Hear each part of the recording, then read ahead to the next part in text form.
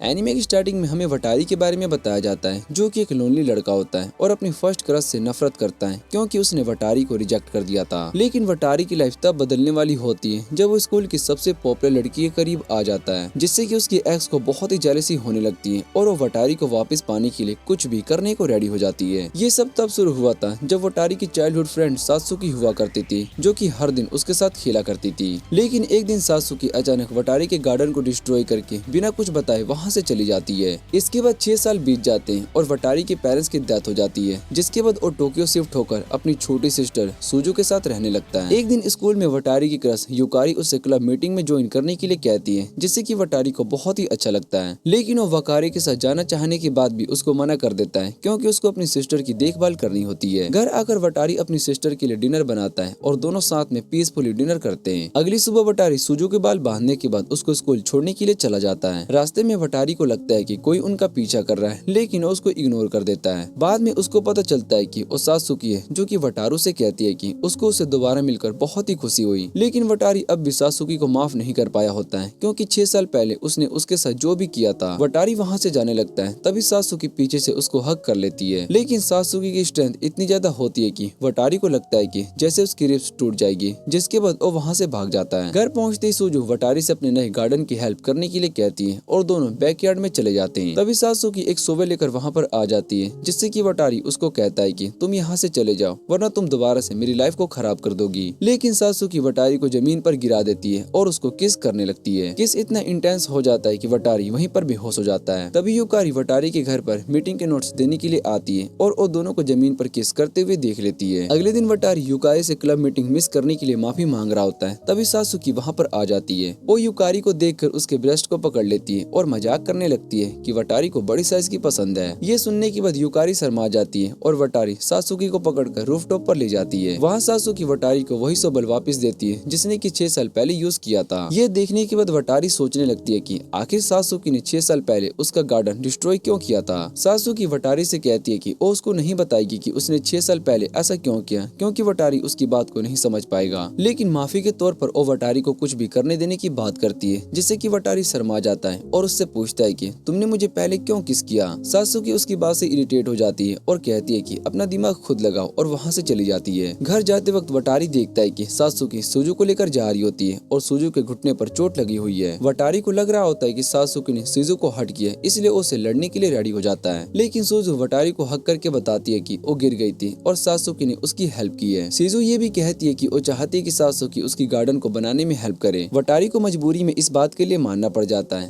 अगले दिन वटारी युकारी के साथ क्लब के लिए कुछ सामान खरीद रहा होता है, तभी युकारी उससे पूछती है कि क्या वो सात्सुकी को डेट कर रहा है। वटारी शर्मा जाता है और तुरंत मना कर देता है, लेकिन अंदर ही अंदर वो सोचता है कि युकारी को डेट करना चाहता है। बाद में वटारी घर वापस आता है और देखता है कि सात्सुकी बैकयार्ड में गार्डन में काम कर रही होती है। सात्सुकी उनके चाइल्डहुड के बारे में बात करती है और वटारी से पूछती है कि क्या उसको बस्ती लड़कियों के साथ डेट पर जाना अच्छा लगता है। इसके बाद सात्सुकी कहती है कि वो भी कभी वटारी के साथ डेट पर चलना चाहती है, लेकिन वटारी शर्मा कर उससे कहता है कि मेरे साथ मजाक करना बंद करो। तभी सात्सुकी कहती है कि उसकी शर्ट पसीने से पूरी तरीके से भीग चुकी है और उसको उतारने लगती है। वटारी तुरंत उसको रोकने की कोशिश करता है, लेकिन दोनों का बैलेंस बिगड़ जाता है और वो जमीन पर गिर जाते हैं। तभी वटारू की आंट टमायो वहाँ पर आ जाती है, जो कि वटारू और सीजू के साथ रह रही होती है। टमायो दोनों को ऐसे देखकर वटारी को बहुत ही डांटती है और कहती है कि अगर तुम्हें ऐसी हरकतें करनी है तो मेरे घर से निकल जाओ। ये सुनने के बाद वटारी सोचता है कि अगर वो घर से निकल गया तो दोबारा से होमलेस हो जाएगा, इसलिए वो सुजू को लेकर वॉक पर चला जाता है और सात्सुकी के घर वापस जाने के लिए कहता है। लेकिन सात्सुकी भी उसके पीछे आ जाती है और वटारू से पूछती है कि अब वो अपने पेरेंट्स के साथ क्यों नहीं रहता। वटारी बताता है कि पेरेंट्स की डेथ के बाद उसकी और सुजू के पास रहने के लिए कोई जगह नहीं थी।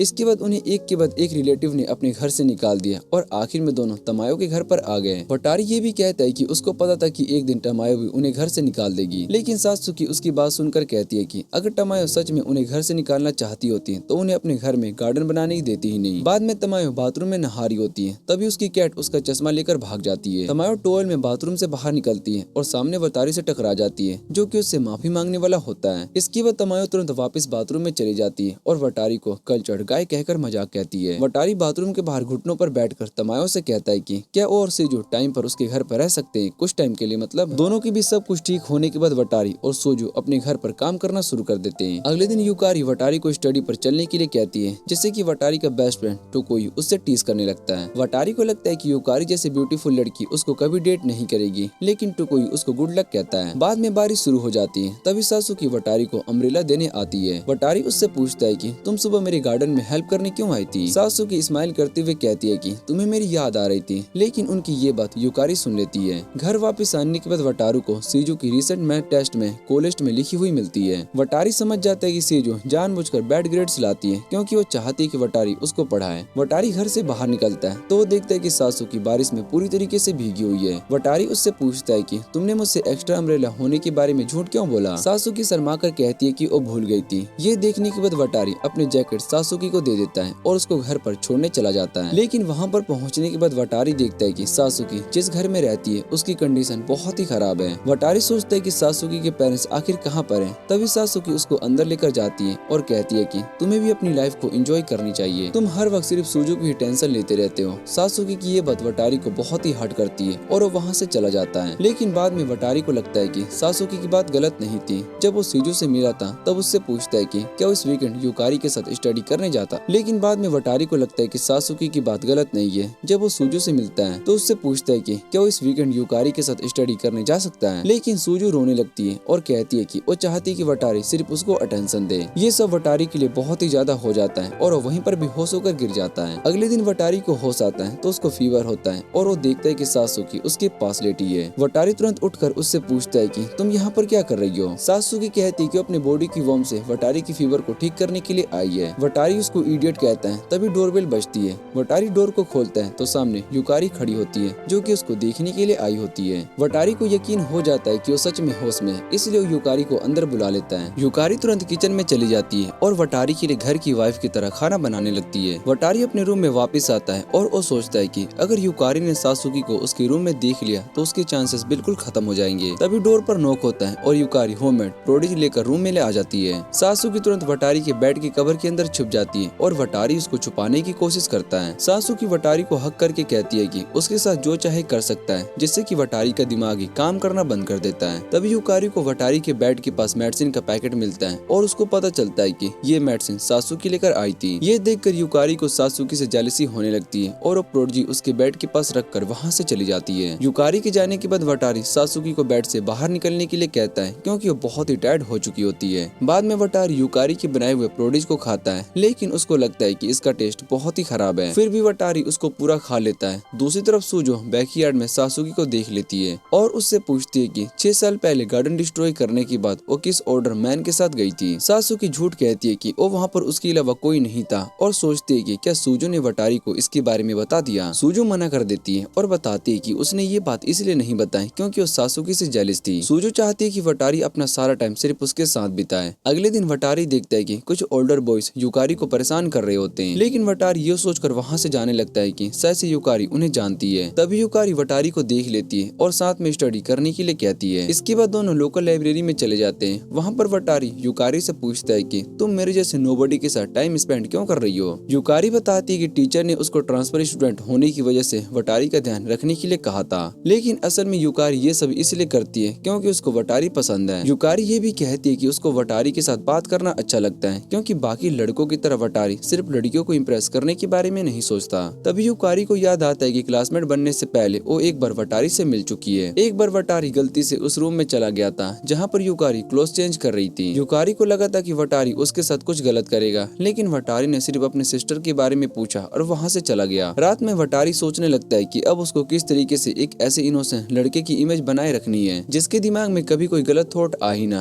वटारी के दिमाग में बार बार युकारी की इमेज आ रही होती है और उसके बारे में सोचना बंद करने की कोशिश करता है, लेकिन तभी उसको सासू की याद आ जाती है और वो सोचता है कि अगर युकारी भी उस पोजीशन में होती तो वो कैसी दिखती। तभी सूजू अपनी 6 आई एक्टिवेट करती है और वटारी से कहती है कि चुप करो और जाके सो जाओ। अगले दिन नींद न पूरी होने की वजह से वटारी गलती से गार्डन होज से सासुकी पर पानी स्प्रे कर देता है। बाद में स्कूल में सासुकी बताती है कि वटारी की वजह से उसको अपना प्लॉट आर्मर हटाना पड़ा, जिसके बाद वटारी गलत अजम्पशन कर रहा था और उसके स्कर्ट के अंदर कुछ नहीं है। तभी वकारी वहाँ पर आ जाती है और वटारी से जल्दी अपने घर आने के लिए कहती है, लेकिन वटारी का ध्यान सासुकी पर होता है। तभी अचानक हवा चलने पर सासुकी को पीछे से हक कर लेता है। ये देखकर युकारी जेलस होकर वहीं से भाग जाती है। सासुकी वटारी को थैंक यू कहती है और बताती है कि उसने असल में वटारी के शॉर्ट्स पहने हुए हैं। इस इंसिडेंट के बाद रूमर फैल जाते हैं कि वटारी सासुकी को डेट कर रहा है और युकारी वटारी उसको अवॉइड करना शुरू कर देती है। कुछ दिन के बाद उनकी क्लास बीच ट्रिप पर जाने का डिसाइड करती है। वटारी सोचता है कि अब वो सूजू को कैसे अपने साथ ले जाएगा, लेकिन तभी सूजू बताती है कि उसकी क्लास भी उसी दिन पिकनिक पर जा रही है। वटारी उससे कहता है कि दोनों को अपने फ्रेंड के साथ एंजॉय करना चाहिए। ये सुनने के बाद सूजू इमोशनल हो जाती है और वटारी से कहती है कि जब वो उससे दूर होगा तो उसको भूल न जाए। इसके बाद वो वटारी से स्विम सूट खरीदने में हेल्प करने के लिए कहती है। अगले दिन सासुकी वटारी के साथ मॉल जाने की बात करती है, जिससे कि युकारी सुन लेती है। युकारी इनसिक्योर हो जाती है और टोकी उसको समझाता है कि जब तक वटारी खुद न कहे तब तक उसको रूमर्स पर बिलीव नहीं करना चाहिए। ये सुनने के बाद युकारी भी उनके पीछे शॉपिंग के लिए चली जाती है। वहाँ पर वो चुप कर सासुकी को वटारी के सामने स्विम सूट ट्राई करते हुए देखती है। वटारी सासुकी को देखकर ब्लश करता है और उससे कहता है कि वो उसकी आंखों को इतना ज्यादा ब्लश करना बंद करें। ये देखकर युकारी भी वटारी के सामने अच्छा दिखने के लिए अलग अलग स्विम सूट्स ट्राई करती है, लेकिन एंड में उसको पता चलता है कि उसके लिए स्विम सूट हैंडल करना काफी मुश्किल है क्योंकि उसका चेस्ट काफी बड़ा है। वटारी गलती से सासुकी को क्लोथ चेंज करते हुए देख लेता है और उसको बिना प्लॉट आर्मर के देखने के बाद सासुकी उससे बहुत ही गुस्सा हो जाती है। सासुकी वहाँ से जाने लगती है, लेकिन वटारी उसका हाथ पकड़कर माफी मांगता है, जिसके बाद सासुकी उसको फ्रीक कह देती है। ये सब युकारी देख लेती है और दोनों को हाथ पकड़े देखकर उसको लगता है कि जो रूमर्स चल रहे थे वो सच है। लेकिन वटारी का दिल अचानक से तेज धड़कने लगता है और वो खुद सोचने लगता है कि आखिर उसको ऐसा फील क्यों हो रहा है। घर जाते वक्त उनकी मुलाकात युकारी से होती है, जो कि सीधा वटारी से पूछ लेती है कि क्या वो सासुकी को डेट कर रहा है। वटारी कुछ बोल भी नहीं पाता, तभी सासुकी खुद युकारी के चीक पर किस करती है और कहती है कि उसके लिए किसी को किस करना कोई बड़ी बात नहीं है। ये सुनकर वटारी और कंफ्यूज हो जाता है, लेकिन युकारी समझ जाती है कि दोनों डेटिंग नहीं कर रहे हैं और खुश होकर वहाँ से चली जाती है। बीच ट्रिप वाले दिन युकारी को बहुत ही सारे लड़के घेर लेते हैं। वही सासुकी को कुछ लड़के परेशान करने लगते हैं। सासुकी उन लड़कों को पीटना शुरू कर देती है, जिसे देखकर वटारी तुरंत उसके हाथ पकड़ता है और उसको वहाँ से ले जाता है। बाद में वटारी उससे कहता है कि ऐसी सिचुएशन में किसी से हेल्प मांगनी चाहिए, न कि खुद हीरो बनने की कोशिश करनी चाहिए। लेकिन सासुकी अपना स्विम सूट दिखाकर वटारी से पूछती है कि क्या उसमें हॉट लग रही है। वो ये भी बताती है कि वो पहली बार बीच पर आई है, जिसे सुनकर वटारी को रियलाइज होता है कि वो सासुकी के बारे में अब भी बहुत ही कम जानता है। वटारी उसको स्विमिंग सिखाने की बात करता है, लेकिन तभी टोकी वहाँ पर आ जाता है और वटारी को युकारी के साथ ग्रोसरी लेने के लिए भेज देता है। मार्केट जाते वक्त युकारी समझ जाता है कि उन दोनों को जानबूझकर साथ भेजा गया है, इसलिए वो युकारी से कहता है कि ग्रोसरी लेने की बजाय दोनों को स्ट्रीट फूड खा लेना चाहिए। दोनों साथ में स्वीकर्स खाने लगते हैं, लेकिन आसपास के लोग वटारी को युकारी जैसे ब्यूटीफुल लड़की के साथ देखकर हैरान हो जाते हैं। वटारी ऑकवर्ड फील करता है और वापस बीच जाते वक्त युकारी का हाथ पकड़ लेता है। युकारी ये देखकर बहुत ही ब्लश करने लगती है। रास्ते में वटारी उससे कहता है कि वो अपने आउटफिट में क्यूट लग रही है, जिसे सुनकर युकारी उसको थैंक यू कहता है। तभी फिजियोका नाम का एक रिच लड़का युकारी को आवाज देता है और कहता है कि उसको खुशी है कि युकारी ठीक है। लेकिन फिजियोका को देखते युकारी किसी वजह से अनकंफर्टेबल हो जाती है और वटारी को वहीं पर छोड़कर बीच पर वापस चली जाती है। दूसरी तरफ टोकी सासुकी से पूछता है कि क्या वो वटारी को पसंद करती है। सासुकी कहती है कि वटारी उसके लिए इकलौता लड़का है, लेकिन उसके साथ रिलेशनशिप में नहीं आना चाहती। बाद में वटारी को अपने क्लासमेट से पता चलता है कि युकारी और फिजियोका 3 साल पहले डेट करते थे। ये सुनकर वटारी सोचने लगता है कि अब वो फिजियोका जैसे लड़के के सामने कैसे कम्पीट करेगा। दूसरी तरफ फिजियोका होटल में युकारी से मिलता है और कहता है कि वो दोनों अपने रिलेशनशिप को दोबारा से स्टार्ट करना चाहते हैं। युकारी उससे कहती है कि वो उसकी काइंडनेस की रिस्पेक्ट करती है, लेकिन उसके लिए उसके दिल में ऐसी फीलिंग्स नहीं है। लेकिन फिजियोका उसकी बात पूरी सुनने से पहले ही कहता है कि वो अपना आंसर बाद में दे सकती है और वहाँ से चला जाता है। उसके जाने के बाद सासुकी युकारी से कहती है कि वटारी उसकी और फिजियोका के रिलेशनशिप को लेकर बहुत ही ओवरथिंक कर रहा है, इसलिए उसको वटारी से सब कुछ क्लियर कर देना चाहिए। तभी वटारी अपने फ्रेंड के साथ वहाँ से गुजरता है और युकारी और सासुकी उसकी बात सुन लेती है। उनमें से एक लड़का सासुकी के बारे में गलत बात करता है, लेकिन वटारी तुरंत उसका डिफेंस करता है और कहता है कि सासुकी वैसी लड़की नहीं है। ये सुनकर सासुकी ब्लश करने लगती है। युकारी भी वटारी की बात सुन लेती है और वो डिसाइड करती है कि अब उसको फिजियोका से बात करनी होगी। लेकिन जाने से पहले युकारी सासुकी को बताती है कि उसने फिजियोका को कभी डेट नहीं किया था। बाद में सासुकी ये बात बाकी गर्ल्स के सामने क्लियर कर देती है, जो अभी तक रूमर्स फैला रही थी। वटारी भी ये बात सुन लेता है और उसको पता चल जाता है कि युकारी और फिजियोका कभी रिलेशनशिप में नहीं थे। दूसरी तरफ युकारी एक फैंसी रेस्टोरेंट में फिजियोका से मिलती है। वहाँ पर उसको याद आता है कि फिजियोका ने सबके सामने उसका डेटिंग करने की रूमर्स फैलाए थे और उसने युकारी को भी उन रूमर्स के साथ चलने के लिए फोर्स किया था। युकारी ने जब हिम्मत करके उसके खिलाफ स्टैंड लिया था तो फिजियोका ने कहा था कि चाहे जो भी हो जाए युकारी को कभी गिव अप नहीं करेगा।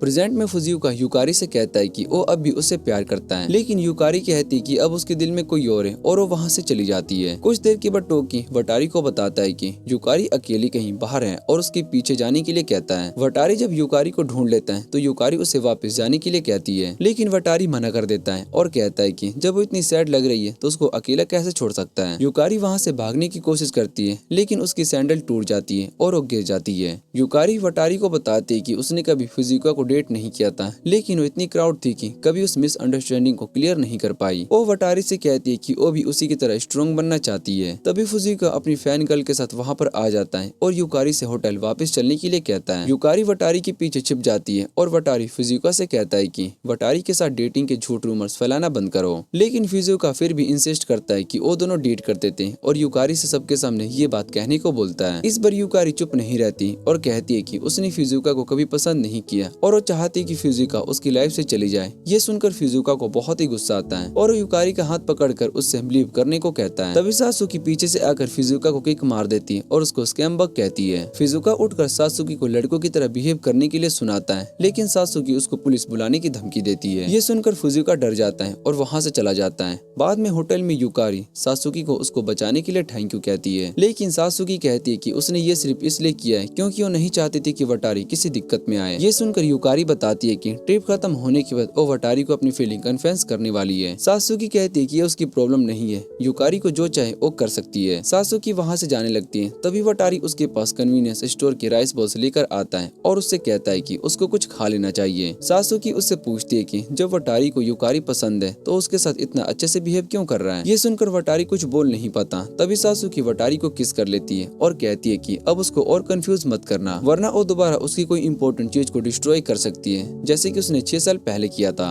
अगले दिन वटारी सासुकी की बात को लेकर ओवरथिंक करता है। उसे याद आता है कि 6 साल पहले दोनों एक रोमकॉम से इंस्पायर होकर साथ में घर से भाग गए थे, लेकिन शाम होने पर दोनों आगे नहीं जा पाए थे और उन्हें वापस घर लौटना पड़ा। वटारी सोचता है कि उस वक्त सासुकी के फेस पर क्या एक्सप्रेशन रहा होगा, लेकिन तभी सुजू अपने स्कूल ट्रिप से वापस आ जाती है। जब सासुकी बाहर आती है तो वटारी उससे पूछता है कि आज वो प्लांट्स को पानी क्यों देने आई है। जब सासुकी बाहर आती है तो वटारी उससे पूछता है कि आज वो प्लांट्स को पानी देने क्यों नहीं आई। सासुकी उससे कहती है कि तुम मुझसे ये क्यों नहीं पूछ रहे हो कि मैंने तुम्हें किस क्यों किया। फिर वो वटारी से पूछती है कि जब उसने किस किया था तो क्या उसको कुछ फील हुआ था। वटारी ब्लश करते हुए कहता है कि हाँ, उसको कुछ फील हुआ था, लेकिन सासुकी कहती है कि वटारी उससे हेट करता है इसलिए ये पॉसिबल नहीं है। तब वटारी फाइनली कहता है कि अब वो 6 साल पहले गार्डन डिस्ट्रॉय करने के लिए सासुकी से नाराज नहीं था, बल्कि वो इसलिए हर्ट हुआ था क्योंकि सासुकी उसकी लाइफ से गायब हो गई थी और उसे दोबारा देख नहीं पाया। ये सुनकर सासुकी सोचने लगती है कि क्या वटारी के दिल में कभी उसके लिए कोई फीलिंग थी, लेकिन जब वटारी कहता है कि अब ऐसा कुछ भी नहीं है तो सासुकी गुस्सा हो जाती है और कहती है कि अब उससे कभी बात ना करें। स्कूल में युकारी कई बार वटारी को कन्फेस करने की कोशिश करती है, लेकिन बार बार फेल होने के बाद वो उदास हो जाती है। दूसरी तरफ वटारी देखती है कि सासुकी टोकोई के साथ स्कूल आया है और उसको ये थोड़ा सा स्ट्रेंज लगता है। बाद में जब वटारी बॉस चेंजिंग रूम की तरफ जाता है तो गलती से युकारी को वहाँ पर बिना स्कर्ट के देख लेता है। ये देखकर वटारी तुरंत डोर को बंद कर देता है। युकारी को लगता है कि वटारी उसके साथ रिलेशनशिप को लेकर आगे बढ़ाना चाहता है, इसलिए वो नर्वस होकर कहती है कि वो भी मेंटली रेडी नहीं है, लेकिन वटारी तुरंत बताता है कि युकारी गलती से बॉयज चेंजिंग रूम में आ गई है। ये सुनकर युकारी एम्बेरसमेंट की वजह से वहीं पर गिर जाती है। वटारी की नजर उस पर पड़ जाती है, लेकिन वो तुरंत अपना फेस दूसरी तरफ कर देता है। युकारी इस मौके का फायदा उठाकर वटारी को अपनी फीलिंग बताने की कोशिश करती है, लेकिन जैसे ही वो उससे कहती है कि उसको पसंद करती है तभी डोर खुल जाता है और वटारी गिरकर उसके ऊपर आ जाता है। ये देखकर युकारी बहुत ही एम्बेरस्ड हो जाती है और तुरंत वहाँ से भाग जाती है। शाम को युकारी स्कूल से बाहर जाते हुए वटारी को रोक लेती है और फाइनली उसे कन्फेस कर देती है। वो वटारी से कहती है कि उसके साथ रिलेशनशिप में आना चाहती है, लेकिन उसको आंसर देने के लिए टाइम देकर वहाँ से भाग जाती है। घर लौटने के बाद वटारी अब भी युकारी के कन्फेशन को लेकर शॉक्ड होता है।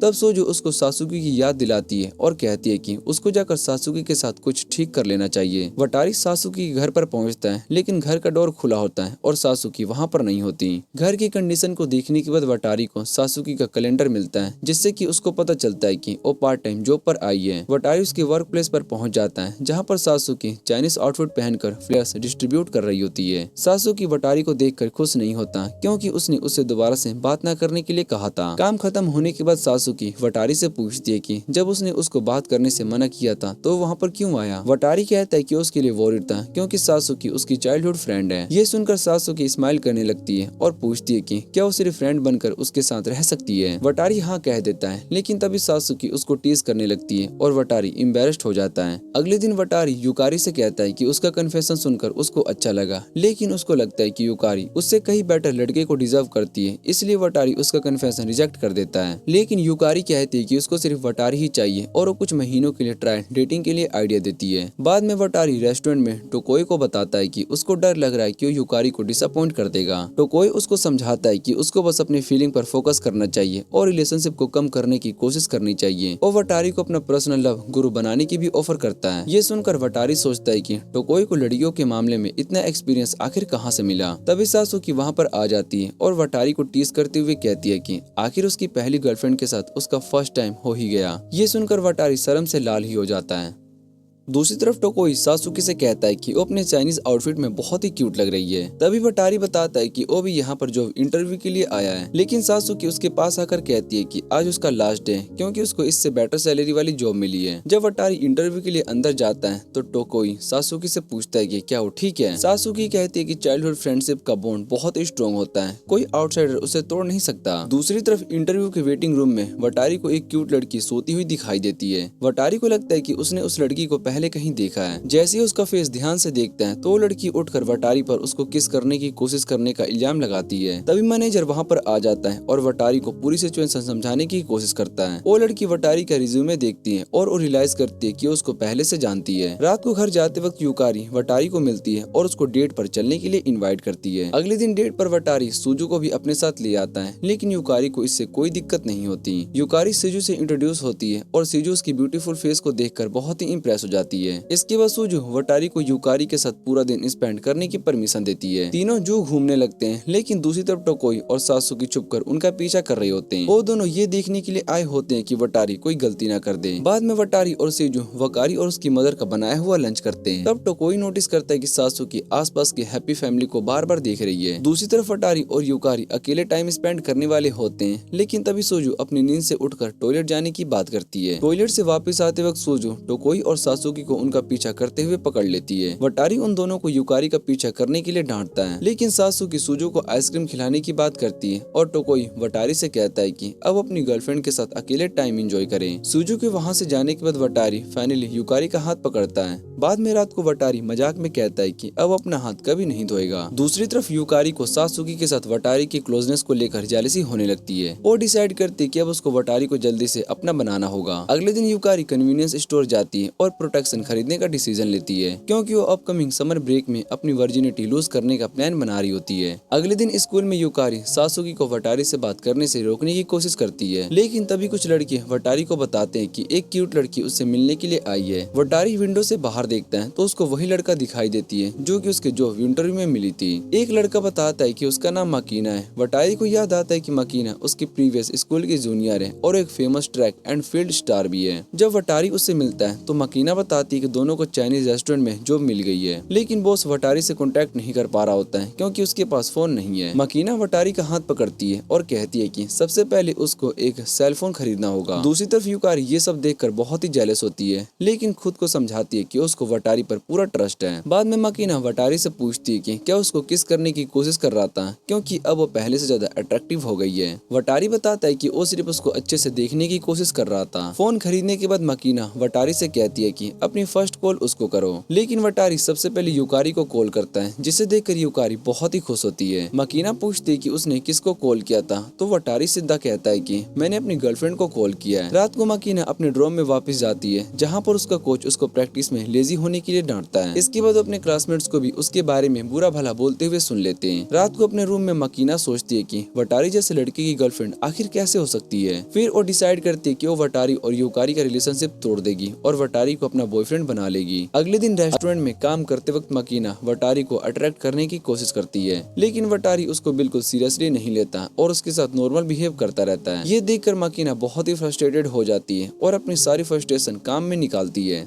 जिसके रिजल्ट में वो अपने फर्स्ट डे पर ही बाकी सभी एम्प्लॉइज से बेटर परफॉर्म करती है। बाद में जब मकीना अपना वर्क यूनिफॉर्म उतार रही होती है तब सासुकी वहाँ पर आती है। सासुकी उसको देखकर कहती है कि वटारी को उसकी बॉडी बिल्कुल पसंद नहीं आएगी। इससे मकीना बहुत ही गुस्सा हो जाती है और वो वटारी के पास जाकर कहती है कि उसको अपनी क्रीपी गर्लफ्रेंड के साथ ब्रेकअप कर लेना चाहिए। जब वटारी समझता है कि वो सासुकी की बात कर रही है तो उसको सासुकी का नया हाई पेइंग जॉब याद आ जाता है और वो उसके लिए वॉरिड हो जाता है। वटारी उसका पीछा करता रहता है और ये उसको एक रेड लाइट एरिया तक ले जाता है। सासुकी के घर की कंडीशन को देखकर वटारी को लगता है कि शायद से वो पैसे के लिए कोई गलत काम कर रही है, लेकिन वो हर शॉप को इंडिविजुअली चेक नहीं कर सकता है, इसलिए रात होने तक का वेट करता है और फिर सासुकी के घर चला जाता है। वहाँ वटारी सासुकी से कहता है कि अगर पैसे या फैमिली की वजह से उसको कोई दिक्कत है तो उस पर डिपेंड कर सकती है। सासुकी कहती है कि वो सब कुछ तब बताएगी जब वटारी पहले उसको अपने फर्स्ट डे एट होम के बारे में बताएगा। वटारी बताता है कि पूरे दिन खड़े रहने की वजह से उसके पैर बहुत ही ज्यादा दर्द हो रहे हैं। ये सुनकर सासुकी उसके पैर की मसाज करना शुरू कर देती है। वटारी एम्बेरस्ड होकर कहता है कि उसको मसाज की जरूरत नहीं है, लेकिन सासुकी उसके पैर से लेकर लेग तक मसाज करती रहती है। जब वो उसके थिंग के पास पहुंचती है तो वटारी नर्वस होकर कहता है कि अब वो यूकारी के साथ रिलेशनशिप में है। सासुकी उसको याद दिलाती है कि वटारी ने खुद उसको अपने पास रहने की परमिशन दी थी। तभी वटारी का फोन बजता है और उसको रियलाइज होता है कि सिचुएशन काफी ऑकवर्ड होने वाली थी। सासुकी पीछे हट जाती है और बताती है कि वो सिर्फ वटारी के साथ मजाक कर रही थी। इसके बाद वो बताती है कि असल में वो स्टीक हाउस में वेट्रेस का काम करती है। ये सुनकर वटारी को रिलीफ मिलता है। सासुकी उसको समझाती है कि उसको पैसे की कोई दिक्कत नहीं है और फैमिली के साथ भी सब कुछ ठीक है, इसलिए वटारी को इतना वोरिड होने की जरूरत नहीं है। कुछ दिन के बाद मचीना वटारी से अपकमिंग फायरवर्क फेस्टिवल में उसका फेक बॉयफ्रेंड बनने के लिए कहती है, लेकिन वटारी उसकी जगह मचीना को टोकोयो के साथ सेट कर देता है। इसके बाद वटारी यूकारी को फेस्टिवल पर चलने के लिए कहता है, लेकिन यूकारी पहले ही अपने फ्रेंड के साथ प्लान बना चुकी होती है। फिर वटारी सुजू के साथ प्लान बना लेता है और यूकारी से फेस्टिवल में मिलने का टाइम और प्लेस डिसाइड करता है। फेस्टिवल वाले दिन टोकोयो वटारी को बताता है कि मचीना उससे नाराज होकर भाग गई है। वटारी उसको ढूंढते हुए सिरिन के पास पहुंच जाता है और उससे पूछता है कि वो फिर से ऐसे चाइल्डिश बिहेव क्यों कर रही है। मचीना कहती है कि वटारी ने उसको पहले नहीं बताया था कि टोकोई उतना हैंडसम है। वो कहती है कि टोकोई जैसे लड़के को देखकर उसका दिल हैंडल नहीं कर पा रहा था। वटारी ये सुनकर अभी शौक ही होता है कि तभी कुछ प्ले बॉय टाइप लड़के मचीना को घेर लेते हैं और उसे उनके साथ चलने के लिए कहते हैं। वटारी मचीना को उन लड़कों से बचाकर वहाँ से निकलने का हेल्प करता है और उसके पीछे जाता है। मचीना खुद को ब्लेम करने लगती है और वो सोचती है कि वटारी कितना बड़ा लूजर है, क्योंकि उसने उसके लिए फाइट भी नहीं की और सिर्फ उसको भागने के लिए कहा। और ये भी सोचती है कि वटारी की फेमस गर्लफ्रेंड भी जरूर कोई नॉर्मल सी लड़की होगी, क्योंकि वटारी जैसा लड़का किसी ब्यूटीफुल लड़की को डेट नहीं कर सकता। तभी यूकारी सिरिन के पास अपने डिसाइडेड मीटिंग पॉइंट पर वटारी से मिलने आ जाती है। मचीना यूकारी को देखकर बहुत ही शौक हो जाती है, क्योंकि उसका फेस बहुत ही ब्यूटीफुल होता है। ये देखकर मचीना समझ जाती है कि वो यूकारी के सामने कम्पीट नहीं कर सकती और वहाँ से भाग जाती है। बाद में मचीना को रियलाइज होता है कि असल में वटारी को वो पसंद करने लगी है। दूसरी तरफ वटारी यूकारी के साथ ट्रेन में वापस जा रहा होता है। यूकारी बताती है कि वो फेस्टिवल जल्दी छोड़कर सिर्फ वटारी के साथ ज्यादा टाइम स्पेंड करने के लिए आई थी। ये सुनकर वटारी बहुत ही खुश हो जाता है, लेकिन स्टेशन से घर जाते वक्त अचानक से बहुत ही तेज बारिश हो जाती है, इसलिए वटारी यूकारी को अपने घर पर ले जाता है, क्योंकि उसका घर सबसे पास होता है। वहाँ गेट पर वटारी को सासुकी बारिश में पूरी भीगी हुई मिलती है। वटारी उससे पूछते है कि वो यहाँ पर क्यों आई है, जिसके बाद सासुकी बताती है कि वो सीजू के प्लांट्स को पानी देने आई थी। सासुकी वापस जाने लगती है, लेकिन वटारी उससे कहती है कि इतनी बारिश में जाना डेंजरस है, इसलिए रात को वहीं पर रुक जाए। रात को दोनों लड़कियां वटारी के रूम के पास वाले स्पेयर रूम में सो जाती है, लेकिन कुछ देर के बाद यूकारी उठती है और चुपके से वटारी के रूम में चली जाती है। वो वटारी के पास जाकर उसको किस करने की कोशिश करती है, लेकिन वटारी उठ जाता है और गलती से उसको सासुकी कह देता है। ये सुनकर यूकारी भी बहुत ही डिप्रेस्ड हो जाती है और वटारी से कहती है कि वो दोनों आगे बढ़ सकते हैं। वटारी को लगता है कि यूकारी सिर्फ किस करने की बात कर रही है, लेकिन यूकारी फ्लोर पर लेट जाती है और कहती है कि दोनों को थोड़ा रुक कर जाना चाहिए, क्योंकि उन्होंने पहले से ही कुछ प्लान कर रखा था। तब वटारी को समझ में आ जाता है कि यूकारी क्या कहना चाहती है। वो उसका हाथ पकड़ लेता है और आगे बढ़ने वाला होता है, लेकिन उसको याद आता है कि यूकारी के सामने उसको अपनी इमेज अच्छी रखनी है, इसलिए वटारी पीछे हट जाता है और यूकारी से कहता है कि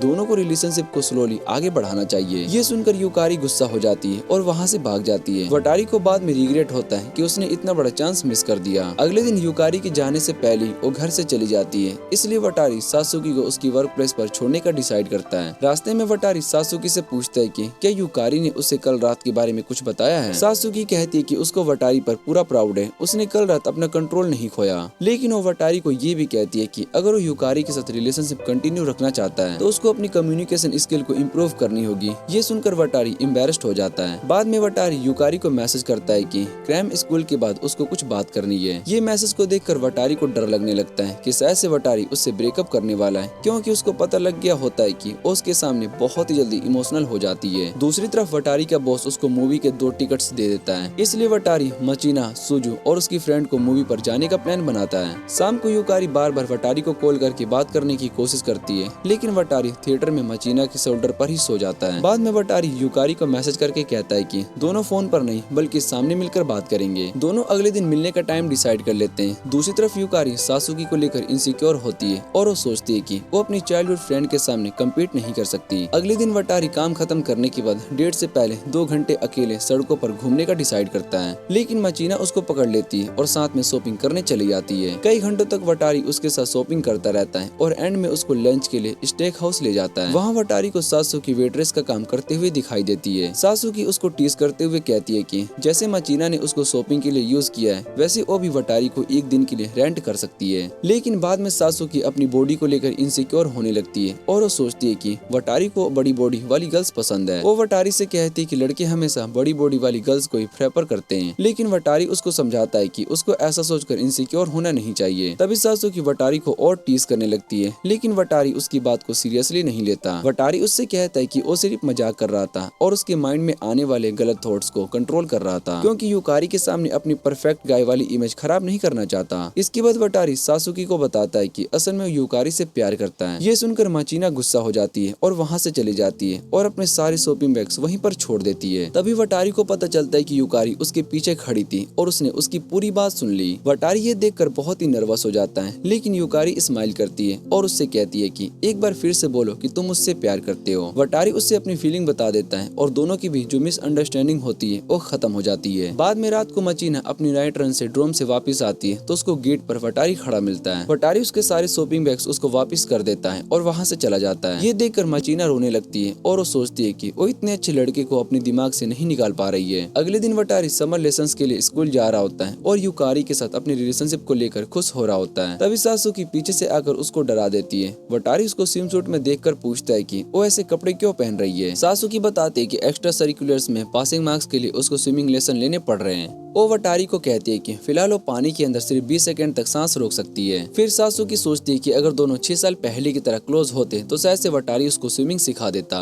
लेकिन वटारी उसे बताता है कि अब वो यूकारी के साथ सीरियसली रिलेशनशिप में है, इसलिए वो सासुकी पर पहले जितना ध्यान नहीं दे सकता। तभी सासुकी का स्विमिंग कोच उसको पास बुलाता है। जाने से पहले सासुकी वटारी से कहती है कि उसको उसके अटेंशन की जरूरत नहीं है, क्योंकि उसकी फीलिंग कभी चेंज नहीं होगी, लेकिन अगर वटारी को कभी उसकी जरूरत पड़े तो हमेशा उसके लिए अवेलेबल रहेगी। तभी यूकारी वहाँ पर आ जाती है और वटारी को सासुकी के साथ देखकर फिर से इनसिक्योर हो जाती है, इसलिए यूकारी वटारी को अपने घर पर बुलाती है। वहाँ पर यूकारी की मदर मियो वटारी को वेलकम करती है और अपनी डॉटर का अच्छा फ्रेंड होने के लिए उसको थैंक यू कहती है। वटारी को ये थोड़ा स्ट्रेंज लगता है, क्योंकि मियो उसको यूकारी का बॉयफ्रेंड नहीं बल्कि फ्रेंड कह रही होती है। बाद में मियो यूकारी के छोटे भाई को स्विमिंग स्कूल ले जाने के लिए चली जाती है। तब यूकारी वटारी को अपने रूम में ले जाती है और बताती है कि अब वो दोनों रिलेशनशिप को आगे बढ़ाने के लिए रेडी है। वो वटारी को एक छोटा सा बैग दिखाती है और बताती है कि उसने प्रोटेक्शन भी खरीद लिया है, लेकिन वटारी नर्वस हो जाता है क्योंकि वो मियो को डिसअपॉइंटेड नहीं करना चाहता, इसलिए वो कहता है कि अभी उनके लिए थोड़ा जल्दी है, लेकिन यूकारी मना करती है और वटारी को हक करके उसके करीब आने लगती है। वटारी भी फाइनली उसकी तरफ अट्रैक्ट होने लगता है और दोनों किस करने के लिए करीब आते हैं। तभी मियो अचानक से रूम में आ जाती है और दोनों तुरंत समझ जाते हैं, लेकिन मियो को समझ में आ जाता है कि यहाँ पर कुछ तो हुआ है। यूकारी टी बनाने के लिए रूम से बाहर चली जाती है। तभी वटारी गलती से यूकारी का खरीदा हुआ प्रोटेक्शन पैकेट नीचे गिरा देता है और मियो उसको देख लेती है।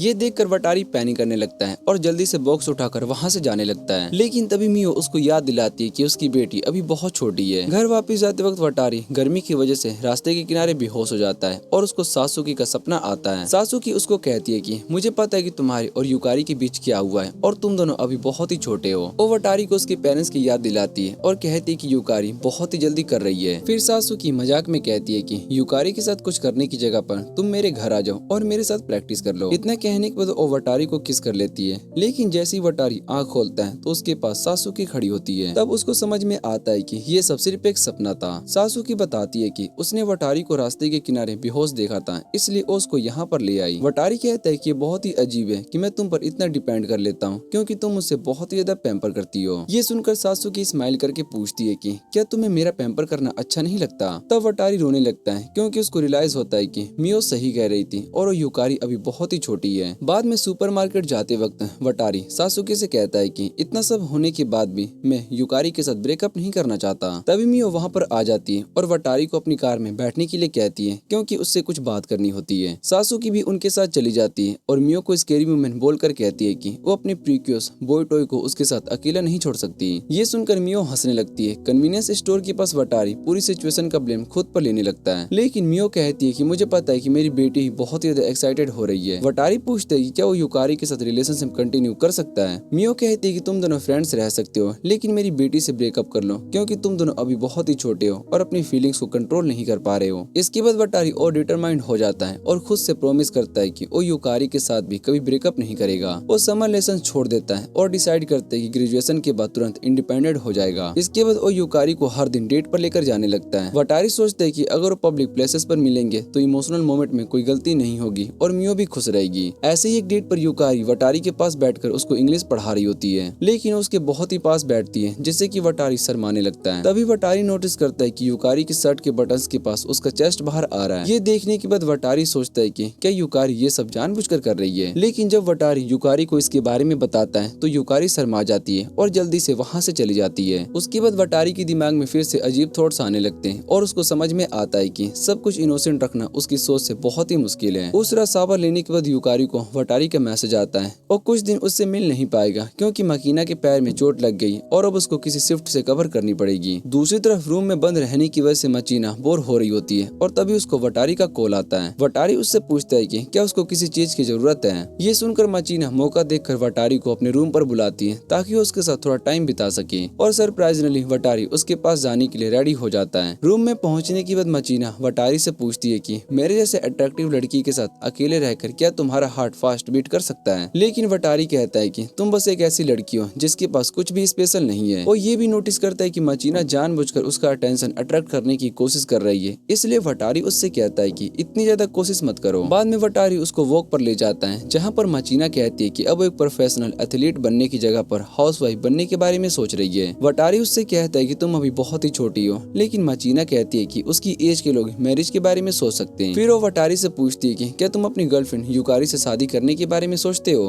वटारी कहता है कि उसने अभी तक इसके बारे में सोचा नहीं। ये सुनकर मकीना उससे पूछती है कि फिर तुम उसके साथ रिलेशनशिप में क्यों हो। वटारी बताता है कि उसके अंदर बहुत ही पुराना इन्फीरियरिटी कॉम्प्लेक्स है जिसकी वजह से उसको लगता है कि युकारी उससे कहीं ज्यादा अच्छे लड़के को डिजर्व करती है। ये सुनकर मकीना कहती है कि अगर तुम अपने बिना वजह के डाउट्स की वजह से युकारी के साथ रिलेशनशिप को खराब कर रहे हो तो शायद से तुम सच में प्यार नहीं करते हो। इतना कहने के बाद मकीना वहाँ से जाने लगती है, लेकिन उसके पैर में फिर से दर्द होने लगता है, जिसके बाद वटारी उसको उठाकर वापिस से उसके रूम में ले आता है। अगले दिन वटारी लाइब्रेरी में युकारी से मिलता है जहाँ पर युकारी उसका हाथ पकड़कर पूछती है कि क्या वो आज रात उसके घर पर आ सकती है ताकि दोनों साथ में वर्कआउट कर सके। वटारी उससे कहता है कि ऐसा करना उसकी मदर के ट्रस्ट को तोड़ना होगा, लेकिन युकारी बताती है कि आजकल उसकी अपनी मदर से बात नहीं हो रही है, इसलिए अब उसे कोई फर्क नहीं पड़ेगा। वटारी अपनी फैमिली के साथ उसके रिलेशनशिप को खराब करने के लिए युकारी से माफी मांगता है और कहता है कि तुम्हें मियो की सिचुएशन को समझने की कोशिश करनी चाहिए, लेकिन युकारी वहाँ से चली जाती है और बाहर जाते वक्त सासुकी के स्विमिंग कोच को उससे कहते हुए सुनती है कि तुम इतने जल्दी स्कूल चेंज मत करो। ये सुनने के बाद युकारी को पता चलता है कि सासुकी आज अपने पेरेंट्स के घर पर वापस जा रही है और इसी वजह से इसको स्कूल भी चेंज करना पड़ेगा। युकारी सोचती है कि क्या सासुकी ने इसके बारे में वटारी को बताया है। सासुकी कहती है कि वटारी का इससे कोई लेना देना नहीं है, लेकिन जब युकारी कहती है कि वो वटारी से प्यार करती है तो सासुकी स्माइल करती है और उसको ट्रेन का टाइम और जगह बता देती है। अब वो युकारी पर छोड़ देती है कि वो वटारी को इसके बारे में बताएगी या नहीं। दूसरी तरफ वटारी मियो से मिलता है और उसको अपने पेरेंट्स की अर्ली मैरिज वाली स्टोरी बताता है। वो मियो को समझाता है कि उसने अपनी आंखों से देखा है कि कम एज में शादी करने का क्या रिजल्ट होता है, इसलिए वो कभी भी खुद और युकारी को उस सिचुएशन में नहीं डालेगा। वटारी की बात मियो को कन्विंस कर देती है और उसको युकारी के साथ रिलेशनशिप कंटिन्यू करने की परमिशन देती है, लेकिन मियो कहती है कि इस रिलेशनशिप की वजह से फैमिली में कोई नया मेंबर नहीं आना चाहिए। मियो के जाने के बाद युकारी वटारी को कॉल करके बताती है कि सासुकी आज उनके सिटी से जा रही है। पहले वटारी ये बात को इग्नोर कर देता है और कहता है कि सासुकी पहले भी बिना बताए गायब हो चुकी है, लेकिन जैसे युकारी उसको ट्रेन का टाइम बताती है वटारी तुरंत स्टेशन की तरफ भाग जाता है। दूसरी तरफ युकारी सोचती है कि असल में वटारी की लॉयल्टी टेस्ट कर रही थी और देखना चाह रही थी कि सासुकी को भी वटारी के लिए अपनी फीलिंग का पता चलेगा या नहीं। स्टेशन पर पहुंचते ही वटारी सासुकी को देख लेता है और उससे पूछता है कि तुम एक बार फिर से बिना बताए मुझे छोड़कर कैसे जा सकती हो। और सासुकी से ट्रेन से उतरकर पहले उससे बात करने के लिए कहता है, लेकिन सासुकी उसको ट्रेन के अंदर खींच लेती है और वटारी को भी अपने साथ ले लेती है। रास्ते में वटारी फिर से सासुकी से कहती है कि तुम बार बार मुझे इस तरीके से छोड़कर मत जाया करो। ये सुनकर सासुकी सोचती है कि क्या वटारी सिर्फ युकारी के कहने पर यहाँ पर आया है, लेकिन वटारी कहता है कि मैं खुद अपनी मर्जी से तुम्हारे साथ आया हूँ। बाद में जब दोनों सासुकी के होम टाउन पर पहुँचते हैं तो सासुकी वटारी को वापस से घर भेजने की कोशिश करती है, लेकिन वटारी कहता है कि मैं तुम्हारे पेरेंट्स से मिलकर ही वापस जाऊंगा। इसलिए सासुकी उसको अपने फैमिली इन पर ले जाती है। दोनों इनके बैक डोर के अंदर जा रहे होते हैं। तभी यायोई नाम का एक एम्प्लॉय उन्हें देख लेती है। यायोई वटारी को पहचान जाती है और हैरान होकर पूछती है कि वही लड़का है जो कि सासुकी का पहला प्यार था। यायोई ये सब सुनने के बाद अपने दिमाग में वटारी और सासुकी की स्टोरी को इमेजिन करने लगती है, लेकिन वटारी उसको उसकी इमेजिनेशन से बाहर लाता है और बताता है कि हम दोनों के बीच में ऐसा कुछ नहीं है। इसके बाद सासुकी अपने पेरेंट्स से मिलने के लिए जाती है और यायोई वटारी और सासुकी के ग्रैंडफादर के बारे में बताती है जिनकी 1 साल पहले डेथ हो गई थी। वो बताती है कि सासुकी के पेरेंट्स चाहते थे कि वो उनका इन संभाले, लेकिन सासुकी ने मना कर दिया और वटारी को ढूंढने के लिए चली गई। फिर यायोई वटारी को बताती है कि सासुकी को 6 साल पहले अडॉप्ट किया गया था और शायद से इसी वजह से इनसे कोई कनेक्शन नहीं रखना चाहती। दूसरी तरफ वटारी के घर पर सुजू को 6 साल पहले सासुकी के पास आने वाला एक मिस्टीरियस आदमी याद आता है और वो सोचती कि आखिर वो आदमी कौन था। बाद में पता चलता है कि वो एक ब्लोंड लड़का नोमी है जो कि सासुकी का अडॉप्टिव ब्रदर है। उसी रात यायोई वटारी और सासुकी को एनर्जी देने के लिए एक स्ट्रॉन्ग हर्बल ड्रिंक बनाती है, लेकिन ड्रिंक इतनी स्ट्रॉन्ग होती है कि दोनों को एनर्जी देने की जगह पर बेहोश कर देती है। अगले दिन वटारी की आंख खुलती है तो सासुकी के बहुत ही पास होता है। ये देखकर वटारी तुरंत रूम से बाहर भाग जाता है क्योंकि उसको डर होता है कि कहीं लोग उसके बारे में गलत ना सोचे।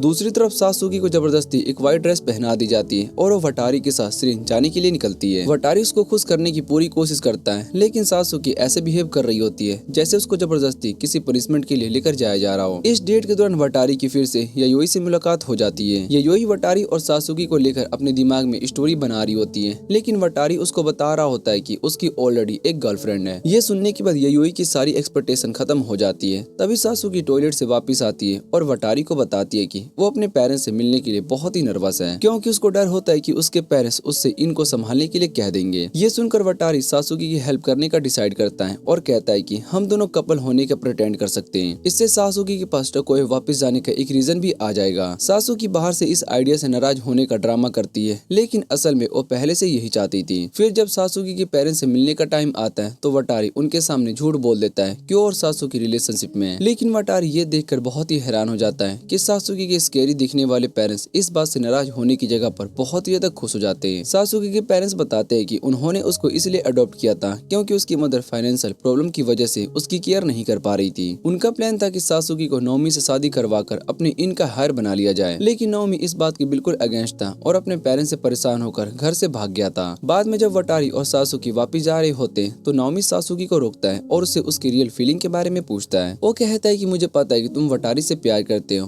पहली बार सासुकी को अपनी फीलिंग के बारे में सीरियसली सोचना पड़ता है और उसको रियलाइज होता है कि नाओमी बिल्कुल सही कह रहा है। दूसरी तरफ युकारी वटारी को लेकर और ज्यादा जेलस और इम्पेंसेट होती रहती है क्योंकि वटारी उसके कॉल्स भी रिसीव नहीं कर रहा होता है। वटारी का अटेंशन लेने के लिए युकारी उसके लिए कुछ सेल्फी लेती है, लेकिन तभी उसका छोटा भाई बिना बताए रूम में आ जाता है और उसको देखकर बहुत ही हैरान हो जाता है। दूसरी तरफ सासुकी अपने स्विमिंग कोच से प्रैक्टिस कर रही होती है, लेकिन उसके दिमाग में अब भी वटारी के लिए अपनी फीलिंग चल रही होती है। बाद में युकारी और वटारी एक डेट पर जाते हैं जहाँ पर वटारी उसको श्रीन से एक लवर चार्म गिफ्ट करता है। वटारी का ये रोमांटिक गिफ्ट देखकर युकारी बहुत ही खुश हो जाती है और अपने बॉस से दोनों की फोटो लेने के लिए कहती है। दूसरी तरफ मचीना रेस्टोरेंट से दोनों को देख रही होती है और उन्हें देखकर अपने इमोशन को कंट्रोल करने की कोशिश करती रहती है, लेकिन तभी उनकी डेट को सासुकी इंटरप्ट कर देती है और वटारी के सामने अपनी फीलिंग को कन्फेस कर देती है और उससे पूछती है कि तुम मेरे बारे में सच में क्या फील करते हो। युकारी ये देखकर बहुत ही हैरान हो जाती है कि सासुकी उसके सामने वटारी को प्रपोज कर रही है, इसलिए वो सासुकी को साइड में ले जाती है ताकि वो दोनों अकेले में बात कर सके। युकारी को डर होता है कि अगर वटारी को सोचने का और टाइम मिल गया तो शायद से उस सासुकी की फीलिंग को एक्सेप्ट कर ले। वो सासुकी से कहती है कि मेरी सिचुएशन को और खराब मत करो और मुझे वटारी के साथ अपना रिलेशनशिप बचाने का एक और चांस दो। लेकिन सासुकी कहती है कि तुम्हें हमारे मैटर में इंटरफेयर करना नहीं चाहिए क्योंकि ये सिर्फ मेरे और वटारी के बीच की बात है। बाद में सासुकी वटारी को पीछे से हक करती है क्योंकि युकारी की वजह से वटारी बहुत ही उदास होता है। वो वटारी को स्विमिंग पूल पर आने के लिए कहती करती है ताकि उसको प्राइवेट स्विमिंग लेसन दे सके, क्योंकि वटारी ने उससे पहले ये प्रॉमिस किया था। वटारी यूकारी के साथ लॉयल रहने की पूरी कोशिश करता है और सासुकी को समझाता है कि वो उसकी फीलिंग का जवाब नहीं दे सकता, क्योंकि वो अब भी यूकारी के साथ रिलेशनशिप में। लेकिन सासुकी इस बात को बहुत ही सीरियसली लेती है और पुल में खुद को डुबाने की कोशिश करती है। वटारी तुरंत उसको बचा लेता है, लेकिन तभी यूकारी का छोटा भाई दोनों को पुल में देख लेता है। वो तुरंत घर जाकर यूकारी को सब कुछ बता देता है। दूसरी तरफ यूकारी पहले से ही वटारी के साथ सीरियस बात करने का डिसीजन ले चुकी होती है। जब फाइनली दोनों की कन्वर्सेशन होती है तो वटारी अपने गर्लफ्रेंड को देखकर बहुत ही खुश होता है और उसको बिल्कुल आइडिया नहीं होता है कि आगे क्या होने वाला है। डेट के दौरान वटारी परफेक्ट बॉयफ्रेंड बनने की कोशिश करता है, लेकिन तभी यूकारी उससे कहती है कि अब उसके साथ रिलेशनशिप कंटिन्यू नहीं कर सकती। ये सुनकर वटारी की पूरी दुनिया ही हिल जाती है और अगले दिन से वो बहुत ही उदास रहने लगता है। उसे यूकारी की याद इतनी ज्यादा आती है कि उसका नाम सुनते ही वो बाथरूम में जाकर रोने लगता है। दूसरी तरफ सात्सुकी यूकारी को एक एम्प्टी क्लासरूम में अकेला रोते हुए देख लेती है और उसको टिश्यू देकर कंसोल करती है। यूकारी को यकीन नहीं होता है कि सात्सुकी इस वक्त उसको कंसोल कर रही है। उसको वटारी के साथ ब्रेकअप करने का बहुत ही बुरा लग रहा होता है, खासकर इसलिए क्योंकि वटारी ने सात्सुकी की फीलिंग को क्लियरली रिजेक्ट कर दिया था।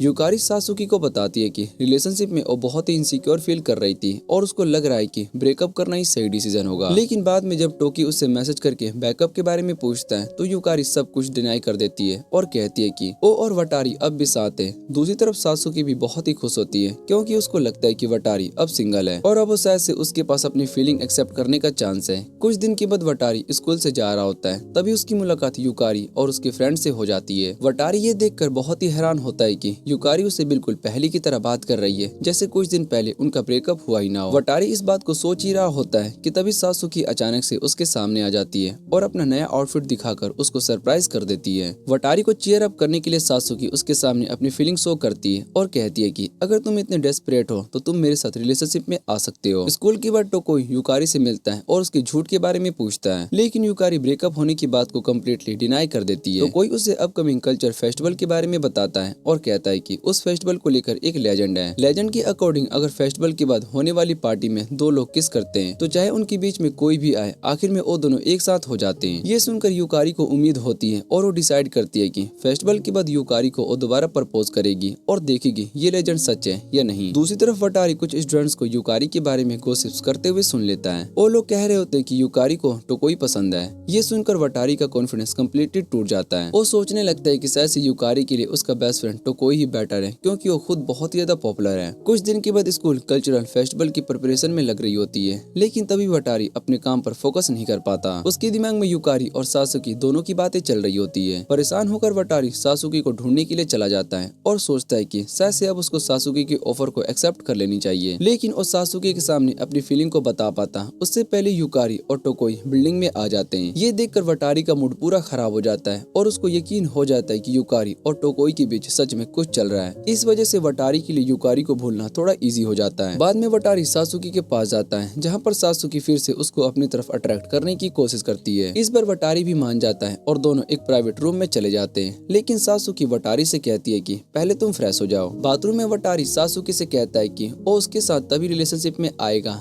जब दोनों कुछ टाइम के लिए ऑफिशियली साथ रहेंगे। ये सुनकर सात्सुकी उसको कल्चरल फेस्टिवल तक का टाइम देती है। वो वटारी से कहती है कि फेस्टिवल तक अगर तुमने मुझे ऑफिशियली डेट करने के लिए पूछ लिया तो हम दोनों हमेशा के लिए साथ रह सकते हैं। कुछ हफ्तों के बाद कल्चरल फेस्टिवल शुरू हो जाता है और टोकोई सुजू को फेस्टिवल की लेजेंड के बारे में बता रहा होता है। सुजू ये सुनकर बहुत ही हैरान होती है कि ये बड़े लोग अब भी इस चीज पर बिलीव करते हैं। दूसरी तरफ यूकारी अपनी शिफ्ट खत्म करने के बाद वटारी को दोबारा से प्रपोज करने की तैयारी करती है और फ्यूचर में उसके साथ शादी और फैमिली के सपने तक देखने लगती है। तभी उसकी फ्रेंड्स उससे टोकोई के साथ उसकी रिलेशनशिप के बारे में पूछ लेती है। यूकारी फाइनली सच बता देती है कि वो टोकोई को नहीं बल्कि वटारी को पसंद करती है, लेकिन उसको पता नहीं होता है कि वटारी पास ही खड़ा है और उनकी पूरी बात को सुन रहा होता है। बाद में जब यूकारी वटारी से बाहर मिलती है तो अचानक से कुछ क्रेजी फैंस उनके सामने आ जाते हैं जो उनके साथ फोटोज लेना चाहते हैं। वटारी यूकारी को उनसे बचाकर एक एली में ले जाती है और दोनों मॉस्कोट कॉस्ट्यूम पहन लेते हैं। इतने पास होने की वजह से यूकारी नर्वस हो जाती है और मास्क के थ्रू वटारी को किस कर लेती जाती है, लेकिन तभी फैंस उन्हें ढूंढ लेते हैं और वटारी को मार देते हैं, जिससे कि वो बेहोश हो जाता है। तभी सासुकी वहाँ पर आती है और अपनी इंटिमिडेटिंग पर्सनैलिटी से फैंस को वापस से भगा देती है। इसके बाद वो वटारी को नर्स के रूम में ले जाती है, जबकि जेलस युकारी उन दोनों को देख रही होती है। कुछ देर के बाद वटारी को होश आता है तो उसके सामने सासुकी खड़ी होती है, जो कि नर्स का कॉस्ट्यूम पहनी हुई होती है। सासुकी तुरंत वटारी से कहती है कि मुझे डेट के लिए पूछो ताकि हम अपने रिलेशनशिप को ऑफिशियली स्टार्ट कर सके। लेकिन वटारी युकारी के कन्फेशन सुनने के बाद बहुत ही कंफ्यूज हो जाता है। वो सासुकी को डेट के लिए मना कर देता है और कहता है कि मुझे समझ में नहीं आ रहा है क्योंकि मैं तुम दोनों से बराबर प्यार करता हूँ। वटारी ये भी कहता है कि वो युकारी को मना करने वाला है, क्योंकि अगर वो दोनों में से किसी एक को चूज करता है तो ये दूसरी लड़की के साथ अनफेयर होगा। लेकिन सासुकी वटारी की ये बात सुनना नहीं चाहती थी। वो अचानक से वटारी को किस कर लेती है और वो सोचती है कि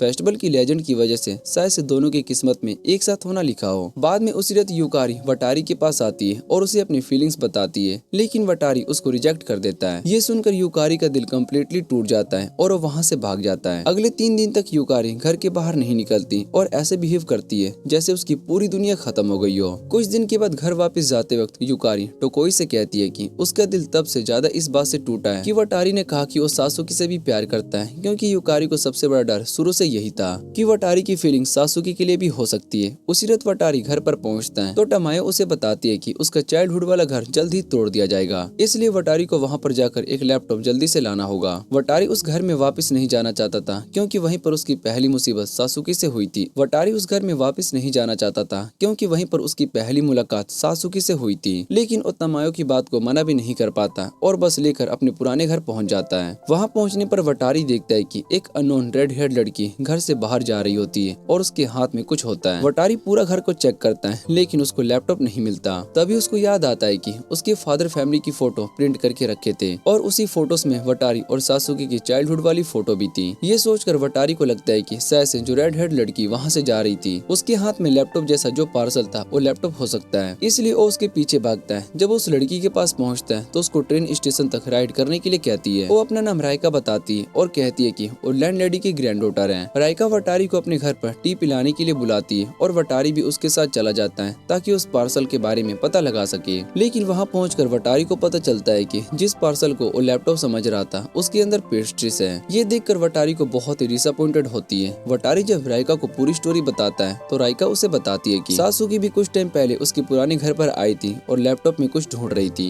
वटारी समझ जाता है कि सासुकी भी शायद से उनके चाइल्डहुड फोटोज को ढूंढ रही थी, लेकिन अभी भी उसको समझ में नहीं आ रहा होता कि लैपटॉप आखिर गया कहाँ पर। वटारी को चीयर अप करने के लिए राइका उसको एक गर्ल्स बार में लेकर जाती है जहाँ पर वो काम करती है। वहाँ वटारी के पास बहुत ही सारी लड़कियाँ होती है, लेकिन राइका उसको भीड़ से अलग लेकर जाती है और उससे उसकी लव लाइफ के बारे में बात करने लगती है। राइका समझ जाती है कि वटारी अपने लव लाइफ को लेकर बहुत ही कंफ्यूज्ड है। वटारी फाइनली अपनी सारी दिक्कत को उसके सामने बता देता है और कहता है कि मैं एक लड़की को चूज करके दूसरी लड़की को हर्ट नहीं करना चाहता। लेकिन राइका सीधा वटारी को क्राउडेड कहती है। वो बताती है कि वटारी क्लियरली एक लड़की को दूसरे से ज्यादा पसंद करता है, बस वो खुद ये बात एक्सेप्ट करने से डर रहा होता है। राइका वटारी को बताती है कि उसके फादर ने भी उसको रिलेशनशिप के बारे में कुछ एडवाइस दी थी और फिर वही एडवाइस वटारी को भी बताती है। ये सुनकर वटारी को रियलाइज होता है कि उसकी डेटिंग स्किल इतनी खराब होने की वजह से शायद से उसके फादर ही हैं। राइका ये भी बताती है कि वटारी के फादर उसकी मदर टमायो को रेगुलर ईमेल्स किया करते थे। ये सुनकर वटारी बहुत ही हैरान हो जाता है, क्योंकि उसको लगा था कि शादी के बाद उसके फादर ने पूरी फैमिली से रिश्ता तोड़ दिया था। दूसरी तरफ टोक्यो में सासुकी फाइनली डिसाइड करती है कि वो हमेशा के लिए सिटी को छोड़ देगी, क्योंकि वटारी ने उसकी फीलिंग को रिजेक्ट कर दी थी। तो कोई को जब इसके बारे में पता चलता है तो सासुकी के साथ रिलेशनशिप में आने की कोशिश करता है, लेकिन सासुकी उसको मना कर देती है और कहती है कि तुम बस ये इंश्योर करना कि वटारी कभी मुझसे कांटेक्ट ना कर पाए। जब वटारी घर वापस आता है और उसको सासुकी से अचानक चले जाने के बारे में पता चलता है तो बहुत ही वॉरिड हो जाता है। लेकिन टोकोई अपना प्रॉमिस निभाता है और वटारी से कहता है कि मैं सासुकी के साथ रिलेशनशिप में आ चुका हूँ ताकि तुम उससे कांटेक्ट ना कर पाओ। ये सुनकर वटारी को फाइनली रियलाइज होता है कि वो सासुकी पर कितना ज्यादा डिपेंड हो चुका था और अब उसके चले जाने के बाद उसको अंदर से बिल्कुल खाली फील हो रहा होता है। 3 महीने बीत जाते हैं और इस लोनलीनेस को दूर करने के लिए वटारी मचीना के साथ रिलेशनशिप में आ जाता है। लेकिन एक दिन उसको राइका की तरफ से एक पार्सल मिलता है। पार्सल के अंदर एक फ्लैश ड्राइव होती है जिसमें वटारी और सासुकी की चाइल्डहुड फोटो की लास्ट रिमेम्बरिंग होती है। ये देखने के बाद वटारी फाइनली हिम्मत करके उस इन में कॉल करता है। योई उसको बताती है कि सासुकी कभी घर वापस आई ही नहीं। दूसरी तरफ सासुकी वटारी और अपने फैमिली से दूर एक सीक्रेट ड्रो में रहने लगी होती है और अपनी लाइफ को फ्रेश स्टार्ट करने की कोशिश कर रही होती है।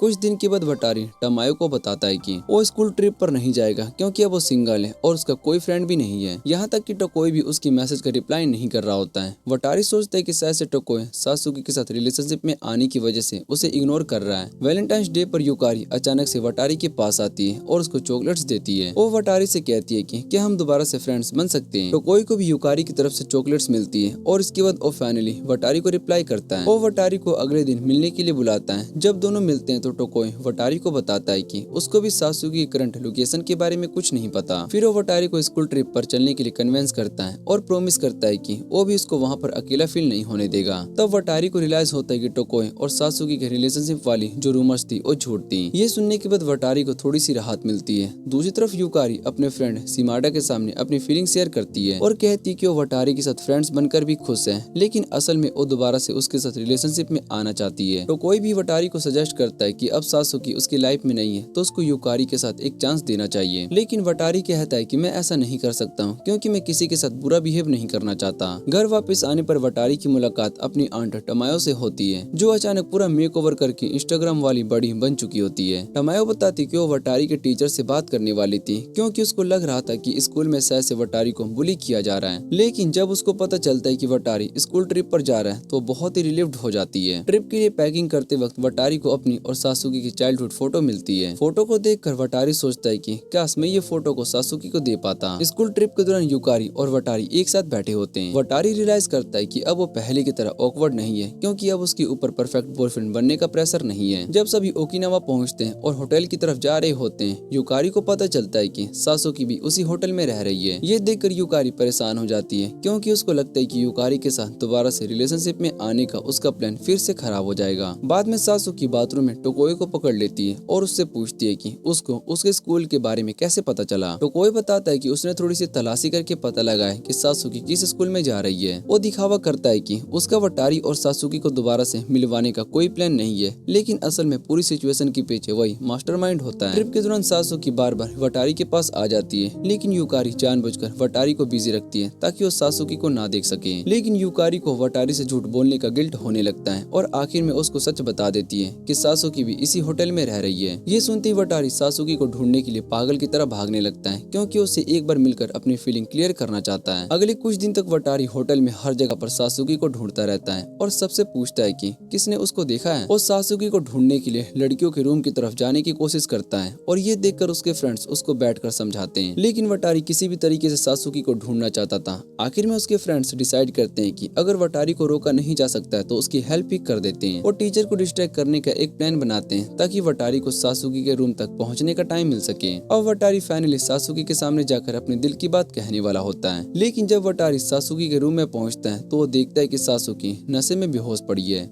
इसलिए वटारी उसको डिस्टर्ब नहीं करता और एक नोट छोड़ देता है जिसमें वो बताता है कि उसके पास दोनों की चाइल्डहुड फोटो है और वो ये फोटो सासुकी को देना चाहता है। अगले दिन सासुकी के एक स्कूल का लड़का वटारी के पास आता है और सासुकी का मैसेज देता है। सासुकी कहती है कि वटारी फोटो उस लड़के के हाथ भेज दे, लेकिन वटारी फोटो देने से मना कर देता है क्योंकि उसके लिए ये फोटो सासुकी से कनेक्ट करने का आखिरी चांस है। बाद में टोकोई वटारू को बताता है कि सासुकी का स्कूल ट्रिप आज ही खत्म होने वाला है। ये सुनकर वटारी पैनिक हो जाता है और सासुकी तक पहुंचने के लिए एक क्रेजी प्लान बनाता है। वो उसी स्कूल के लड़के का डिस्क्यूज करके सासुकी के स्कूल ट्रिप में घुस जाता है। दूसरी तरफ वो लड़का टोकोई से पूछता है कि तुम वटारी की इतनी हेल्प क्यों कर रहे हो। टोकोई कहता है कि वैसे भी मेरी खुद की लव लाइफ में कोई चांस नहीं है तो मैं कम से कम अपने दोस्त की तो हेल्प कर ही देता हूँ। दूसरी तरफ वटारी फाइनली सासुकी को ढूंढ लेता है और उसको अपने साथ लेकर वहाँ से चला जाता है। दोनों एक ब्यूटीफुल सनफ्लावर फील्ड में पहुंच जाते हैं। सासुकी ये देखकर बहुत ही खुश होता है क्योंकि ये जगह उनकी चाइल्डहुड फोटो वाली जगह जैसी होती है। फिर सासुकी वटारी को बताती है कि उसने उसे कॉन्टेक्ट इसलिए तोड़ दिया था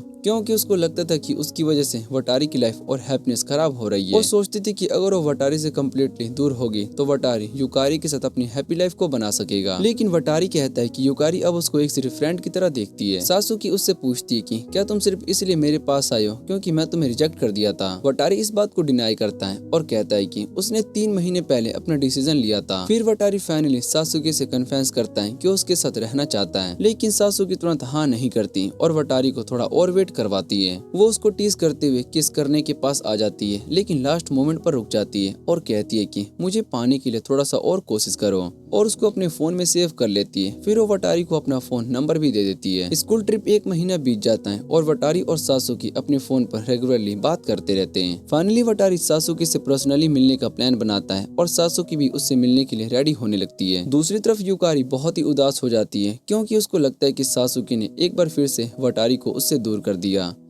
वटारी के वर्कशॉप पर उसका बॉस बताता है कि मचीना पर्सनल प्रॉब्लम की वजह से 1 हफ्ते के बाद जॉब छोड़ने वाली है। ये सुनकर वटारी उसका हाल पूछने के लिए उसके अपार्टमेंट पर जाता है, लेकिन मचीना उसको देखते ही बाहर भाग जाती है और वटारी को फेस पर मारकर चली जाती है। तभी वटारी की मुलाकात मचीना की बड़ी सिस्टर से होती है, जो कि समझ रही होती है कि वटारी और मचीना रिलेशनशिप में है। वटारी मचीना से उसके झूठ के बारे में पूछती है तो उसको पता चलता है कि मचीना की सिस्टर उसको वापस अपने होम टाउन लेकर जाना चाहती है, लेकिन सिटी में रुकने के लिए मचीना ने ये झूठ बोल दिया था कि वो वटारी के साथ रिलेशनशिप में है। अब उसका झूठ पकड़ा जा चुका होता है, इसलिए उसके पास सिस्टर के साथ वापस जाने के अलावा कोई ऑप्शन नहीं होता। फिर मचीना वटारी से रिक्वेस्ट करती है कि जाने से पहले उसके साथ एक पूरा दिन स्पेंड करे ताकि उसके पास कुछ अच्छी मेमोरीज रह सके। वटारी परेशान हो जाता है क्योंकि अगले दिन उसकी सासुकी के साथ भी डेट फिक्स थी, इसलिए उस सासुकी को पूरी सिचुएशन बता देता है। सासुकी दिखावा करती कि उसको कोई फर्क नहीं पड़ता और वटारी से कहती है कि तुम मचीना के साथ टाइम स्पेंड कर लो, हम शाम को मिल लेंगे। अगले दिन वटारी और मचीना ऑकवर्ड तरीके से साथ में टाइम स्पेंड करते हैं। मचीना बार बार वटारी के क्लोज आने की कोशिश करती है, लेकिन वटारी उसे पोलाइटली डिस्टेंस मेंटेन करता है। आखिर में मचीना उसे कन्फेस कर देती है कि उसे बहुत ही प्यार करती है, लेकिन वटारी उसकी फीलिंग को रिजेक्ट कर देता है। ये सुनकर मचीना एम्बैरेस्ड हो जाती है और वहाँ से भागने लगती है। वटारी उसके पीछे भागता है और दोनों एक दूसरे से टकरा कर गिर जाते हैं। इस तरीके से उनका ऑकवर्ड सा डेट एक फाइनली अच्छे मोमेंट के साथ खत्म हो जाता है। लेकिन तब वटारी को रियलाइज होता है कि वो सासुकी से मिलने के लिए 40 मिनट लेट हो चुका है, इसलिए वो तुरंत सासुकी के पास भागता है। वहाँ पर सासुकी ठंड में वटारी का वेट कर रही होती है। दोनों रूफटॉप पर जाने का डिसीजन लेते हैं, जहाँ पर वो किस करके ऑफिशियली रिलेशनशिप में आने वाले होते हैं। वटारी नोटिस करता है कि सासुकी का हार्ट बहुत ही फास्ट बीट कर रहा है और उसको समझ में आ जाता है कि सासुकी भी उसी की तरह नर्वस है। जब वटारी फाइनली सासुकी को किस करने के लिए उसके पास आता है, तभी उसका अलार्म बज जाता है और दोनों को पीछे हटना पड़ता है। वापस जाते वक्त सासुकी वटारी को बताती है कि वो अपने अडॉप्टिव पेरेंट्स का इन संभालना चाहती है और बिजनेस पढ़ने के लिए किसी दूसरे स्कूल में एडमिशन लेगी। जब दोनों अपने डेस्टिनेशन पर पहुंचते हैं तो वटारी खुद को रोक नहीं पाती और सासुकी को किस करने के लिए उसके पास चला जाता है, लेकिन सासुकी फिर से पीछे हट जाती है और कहती है कि यहाँ पर सिक्योरिटी कैमरास लगे हुए हैं। वटारी उसके मिक्स्ड सिग्नल को समझ नहीं पाता क्योंकि सासुकी बार बार उसको रिजेक्ट कर रही होती है, लेकिन दूसरी तरफ वो अब भी वटारी में इंटरेस्ट दिखा रही होती है। कुछ दिन के बाद वटारी फाइनली एग्जाम में पास हो जाता है, इसलिए वटारी अपने फ्रेंड के साथ स्टडी सेशन में मिलता है, लेकिन पढ़ाई करने की वजह सभी अपने लव लाइफ की प्रॉब्लम डिस्कस करने लगते हैं। वटारी सासुकी से डिसाइड करता है कि फाइनल खत्म होने के बाद वो उससे मिलेगा और अब वो एग्जाम में अच्छा परफॉर्म करके उसको इम्प्रेस करना चाहता है। फाइनल एग्जाम्स खत्म होने के बाद स्टूडेंट्स अपने फ्यूचर को लेकर सोचने लगते हैं। युकारी वटारी को अपने कुछ फ्रेंड्स के साथ कॉलेज टूर पर चलने के लिए इनवाइट करती है क्योंकि वो अब भी वटारी के साथ टाइम स्पेंड करना चाहती है। घर पर टमायो वटारी को एडवाइस देती है कि वो अपनी पसंद का कॉलेज चूज करे और उस सुजू को कुछ टाइम तक उसके साथ रख सकते हैं। टमायो कॉलेज की फीस देने के लिए भी रेडी हो जाती है, लेकिन बदले में वटारी को घर के सारे काम करने पड़ेंगे। उसी आफ्टरनून वटारी को सासुकी का मैसेज आता है जिसमें वो पूछती है कि क्या वो थोड़ी देर के लिए उसके घर आ सकती है। ये सुनकर वटारी बहुत ही खुश होता है और सासुकी के आने पर उसके लिए टी और लंचेस प्रिपेयर करता है। लेकिन जब दोनों अकेले होते हैं तो सिचुएशन रोमांटिक हो जाती है और सासुकी वटारी से किस करने के लिए कहती है। तभी सासुकी की नजर युकारी के कॉलेज टूर वाले फ्लेयर पर पड़ती है और उससे जेलस हो जाती है। वो दिखावा करती है कि उसको कोई फर्क नहीं पड़ता और वटारी के क्लोज आने लगती है, लेकिन वटारी समझ जाता है कि सासुकी के माइंड में कुछ और ही चल रहा है, इसलिए वो उसको हक करके कहता है कि पहले मैं ये समझना चाहता हूँ कि तुम इतनी अजीब तरीके से बिहेव क्यों कर रही हो। इसके बाद सासुकी उसको बताती है कि उसका एडॉप्टिव ब्रदर नोमी और ये यूही शादी करने वाले और शादी के बाद वही इन संभालेंगे। इसका मतलब अब सासुकी का बिजनेस पढ़ने के लिए कॉलेज जाने का प्लान बेकार हो गया। फिर वो वटारी को बताती है कि पिछली बार उसने किस इसलिए अवॉइड किया था क्योंकि वो एक्सेप्ट करने से डर रही थी कि वटारी सच में उससे प्यार करता है। सासुकी के जाने के बाद वटारी सोचता है कि शायद से मुझे किसी नॉर्मल लड़की के साथ रिलेशनशिप में होना चाहिए था क्योंकि सासुकी की वजह से मेरी लाइफ बहुत ही कॉम्प्लिकेटेड हो चुकी है। लेकिन फिर वटारी सासुकी की दिक्कत को सोल्व करने के लिए सीधा इन पहुंच जाता है। वहाँ नोमी उसको बताता है कि शादी के बाद उसका इन संभालने का कोई इंटेंशन नहीं है। वो बताता है कि इन संभालने वाली बात असल में उसकी इमोशनल मदर द्वारा फैलाया गया एक रूमर थी। नोमी वटारी को सासुकी के चाइल्डहुड के बारे में बताता है और कहता है कि उसकी रियल मदर उसका बिल्कुल भी ख्याल नहीं रखती क्योंकि वो दूसरे मर्दों के साथ बिजी रहती थी।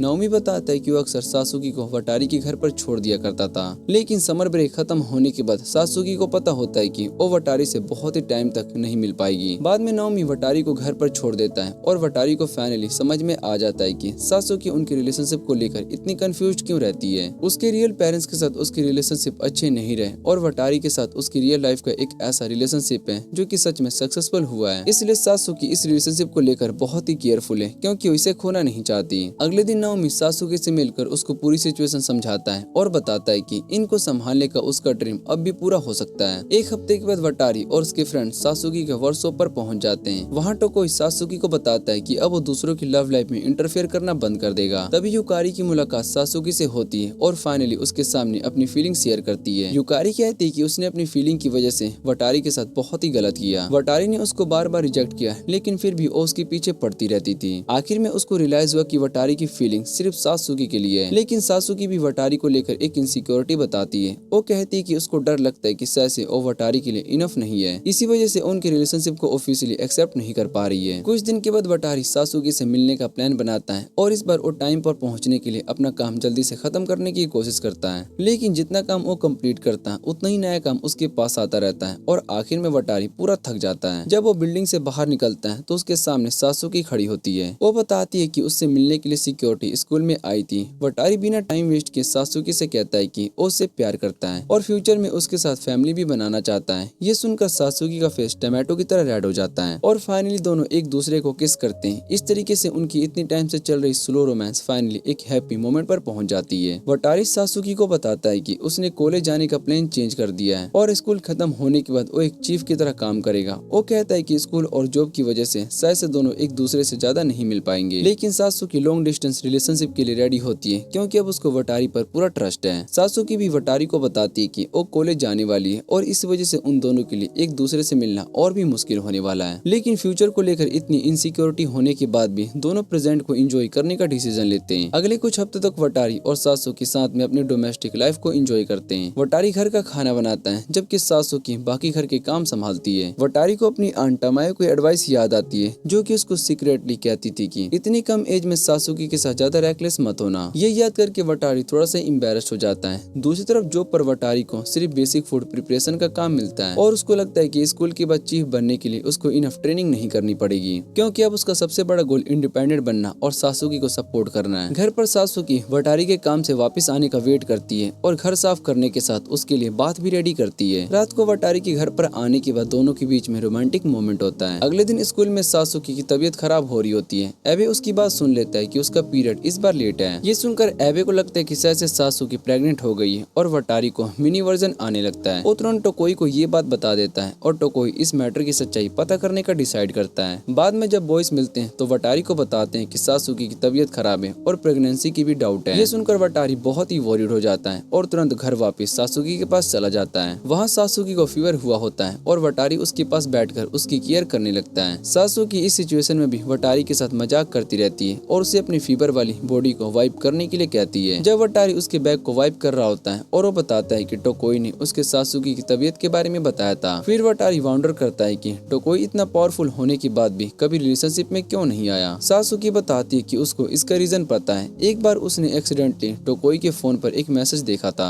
उसके अकॉर्डिंग टोकोई के दिल में अब भी कोई लड़की है और चाहे उन दोनों का ब्रेकअप भी हो चुका हो लेकिन टोकोई अब भी उससे मूव ऑन नहीं कर पाया। कुछ दिन के बाद पूरी स्क्वाड बीच पर मिलती है। वहाँ पर वटारी उसको कंफर्म करता है कि उसकी और सात्सुकी के बीच फैमिली में कोई नया मेंबर नहीं आने वाला। दूसरी तरफ सात्सुकी प्राउडली बताता है कि ग्रेजुएशन तक दोनों बस नॉर्मली रोमांस एंजॉय करेंगे। ये सुनकर एबे और टोकोई को रिग्रेट होने लगता है कि उन्होंने ये सवाल पूछा ही क्यों था। बाद में टोकोई वटारू को बताता है कि वो असल में अपनी एक्स गर्लफ्रेंड आकी को ढूंढ रहा है। आकी ने 1 साल की रिलेशनशिप के बाद टोकोई से ब्रेकअप कर लिया था क्योंकि उसको पता चलता है कि आकी अब भी अपने प्रीवियस पार्टनर की कॉन्ट्रैक्ट में है। टोकोई कहता है कि वो अपनी फर्स्ट लव से एक बार फिर से क्लोजर होना चाहता है ताकि पता चल सके कि अब वो कैसी है और वो फाइनली उससे मूव ऑन कर सके। उसको 3 साल पुरानी अपनी रिलेशनशिप याद आती है और वो आकी की केयरफुल पर्सनैलिटी को याद करता है। टोकोई पूरा दिन आकी को ढूंढता रहता है लेकिन उसको वो कहीं नहीं मिलती। लेकिन जब वो वापिस से जाने वाला होता है तभी उसकी नजर बीच पर आकी पर पड़ती है जो कि अपनी डॉटर के साथ वहाँ पर वॉक कर रही होती है। आकी 3 साल के बाद टोकोई को देखकर बहुत ही खुश होती है और बताती है कि उसने अपने टॉक्सिक बॉयफ्रेंड से ब्रेकअप कर लिया था और अब उसने किसी और से शादी कर ली और टोकोई को थैंक यू कहती है और बताती है कि चाहे उनका रिलेशन सिर्फ 1 ही साल का चला हो लेकिन टोकोई उसके लिए बहुत ही अच्छा पार्टनर पार्टनर था। आकी को खुश देखकर टोकोई को फाइनली अपना क्लोजर मिल जाता है और वो आगे बढ़ने के लिए रेडी हो जाता है। दूसरी तरफ यूकारी धीरे धीरे फेमस हो रही होती है और उसको एक टेलीविजन सीरीज में लीड मिल जाती है। एक दिन वटारी की शिफ्ट खत्म होने के बाद सिमाडा उसका वेट कर रही होती है। वो वटारी से रिक्वेस्ट करती है कि वो यूकारी को चीयर अप करने में उसकी हेल्प करे क्योंकि यूकारी काफी ज्यादा लो फील कर रही है। दोनों यूकारी के घर पर जाते हैं। वटारी को पता चलता है कि यूकारी के शो में एक किसिंग सीन होने वाला है। यूकारी नहीं चाहती कि उसका फर्स्ट किस शो में हो। असल में ये सब यूकारी का प्लान होता है ताकि वटारी उसके घर पर आए और उसे अपने फर्स्ट किस के लिए रिक्वेस्ट कर सके। लेकिन वटारी को यकीन नहीं होता है कि यूकारी अब भी उसके पीछे है, इसलिए उसकी रिक्वेस्ट को एक बार फिर से पोलाइटली रिजेक्ट कर देता है। अगले दिन वटारी और सासुकी उसके स्टेप ब्रदर की वेडिंग में जाते हैं। सासुकी उन दोनों की नई मैरिज के लिए उनकी बहुत ही ज्यादा शुभकामनाएं देती है। ये देखकर वटारी उसको एडवाइस देता है कि अपने थॉट्स पेपर पर लिख लो, इससे उसका माइंड काम हो जाएगा और वो बिना नर्वस हुए सबको अपनी बात अच्छे से बता पाएगी। उसी दिन नाओमी वटारी और सासुकी को थैंक यू कहता है क्योंकि अगर सासुकी ने अपनी ब्रोकन फैमिली को जोड़ने की कोशिश नहीं की होती तो नाओमी कभी ओआई से नहीं मिलती।